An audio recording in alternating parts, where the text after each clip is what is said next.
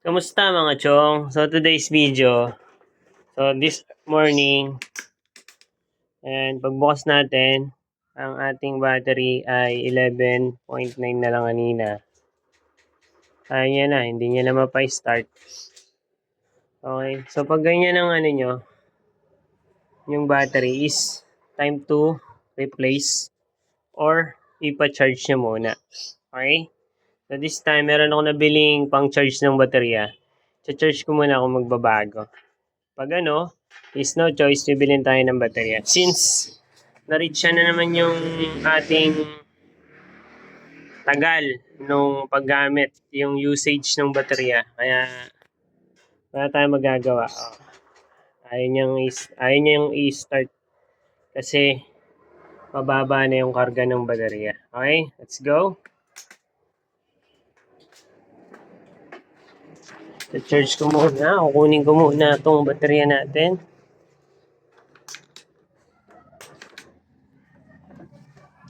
Okay, yung baterya natin. Tulad nung sinabi ko nakaraan, to ay dalawang ano lang to, screw. Okay, so tatanggalin natin yung ating battery. I-charge natin. Kaya natin okay, ito yung battery natin. Ayan Okay. Ayan. So yung battery natin, kapag ang volt reading niya is 12.3 pababa, kailangan siyang i-charge. Okay, so i-charge muna natin siya gamit yung nabili nating charger sa Shopee. Okay, ito siya. I-charge natin siya sa loob. Okay, so ito yung gagamitin natin. Yan. So, i-charge natin. So, okay. So, yung red sa positive. Tapos yung black sa okay. Ayan. Tapos, sak natin para mag-charge siya. Okay. So, indication na nag-charge siya kapag biblink yung ilaw. Okay? Ayan. So, hintayin natin 30 minutes. Charging time. So, ang oras ay 1:38. So, 2:08 o 2:10 na lang para lagpas 30 minutes. Okay? Balikan ko kayo mamaya. Okay, so wala pang 10 minutes pero full charge na siya. Puno na yung battery. So, susubukan natin kasi puno na siya, di ba? Pero susubukan kong tanggalin kung mag-charge ulit siya. Yung negative, tapos lagay ko ulit. Puno na talaga. Okay? So, ikakabit na natin to, syempre.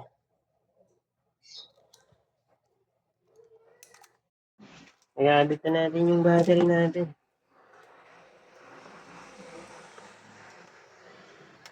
Kung wala kayong screw, pwede rin size 8 na yun, pwede nyo yun pang higpit.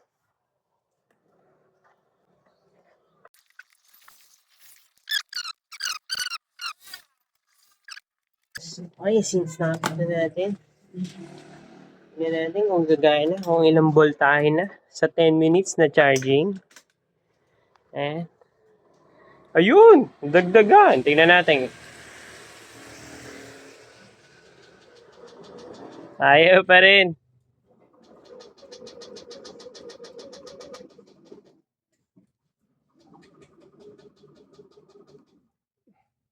Ayaw pa rin niya. Ano, Joyce tayo? Ano tayo ng maayos na kargahan ng baterya? Mga chong, tinesting ko Tinesting ko ulit na paandar. Bandar siya. Oo. Oo. Bandar ulit Grabe naman yan. So, 10 minutes lang. Gumana. Pero 12.5 nakakapagtaka lang bakit. Diba? Siguro may problema tong motor ko. Or yung pinaka-baterya ko talaga. Ayan, so paanda rin natin to ng 10 minutes para makargahan yung baterya natin. Oh, 40 no? Oo. 13.9. Bumababa siya. 14.1. Feeling ko to kulang to ng ano eh. Pero bibili na ako ng ano, ng battery. Try ko muna yung mga murang battery. Try ko. Kasi ito susubukan kong tignan kung wala na siyang tubig. Inisip ko dito parang wala na siyang tubig eh. Kasi umabot pa rin siya ng 14, di ba? Yun nga lang, wala na siyang, hindi na siya talaga ano. Okay.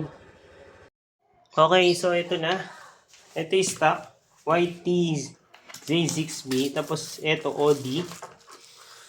Gel battery daw. Okay. Made in Thailand. So, tingnan natin. Mura lang to. Made in Thailand, oh. Ayan. OD. Hindi ko alam kung ano meaning ng OD. Gel battery daw. Ayan. Okay. So, kung mapapansin mo ay singlaki lang sila. Ang code nito ay niya ay YTX5LBS. Ayan. Tapos may kasama siyang mga tornilyo saka bolts. Bolts, yun. Below 12.4 voltage, this needs charging. Ayan. So, kailangan niya ng charging. Ito is, ang binili ko is 12.7. Ang bili ko po ay 830. Ayun. So, ikakabit na natin. Titignan natin kung okay to.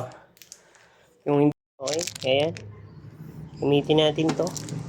Center stand natin yung motor natin para hindi nalalaglag yung lock. Ayan, napalitan na natin. Okay. Ating battery.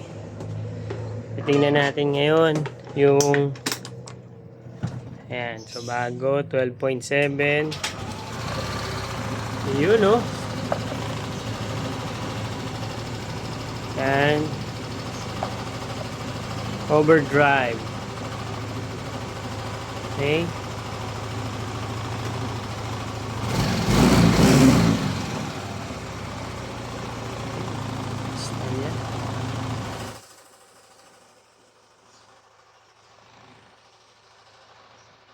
Ayan na yung baterya natin. Solid na yung baterya natin.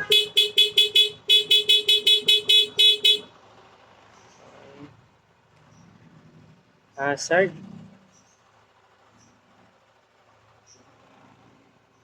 Mababa siya ng 13.8. 13.8. May busina.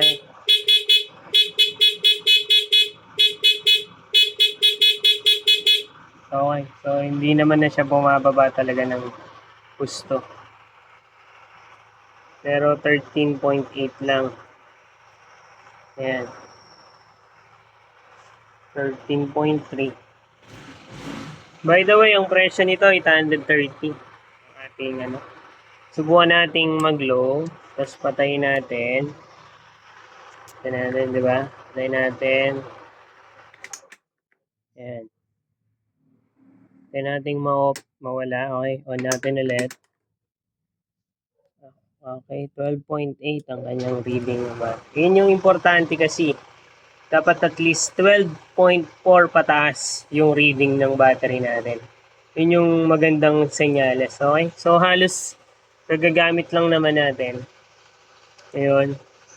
Pag nag-hazard ako, ayun, bumababa siya kasi nga ginagamit yung nagkukonsumo yung para sa hazard na yun. Pero once na tumatakbo ka naman, pag tumatakbo ka na, siguro tataas na yan. Yan, 14.1. Yan, naka-high. Kusina.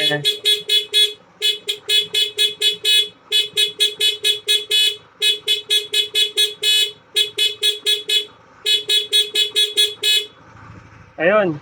Okay, so Ayan po. Ayun lang mga chong, sana nakatulong to. Tapos update na lang din ako kung ano ba yung mangyayari, kung malulobat to bukas. Okay?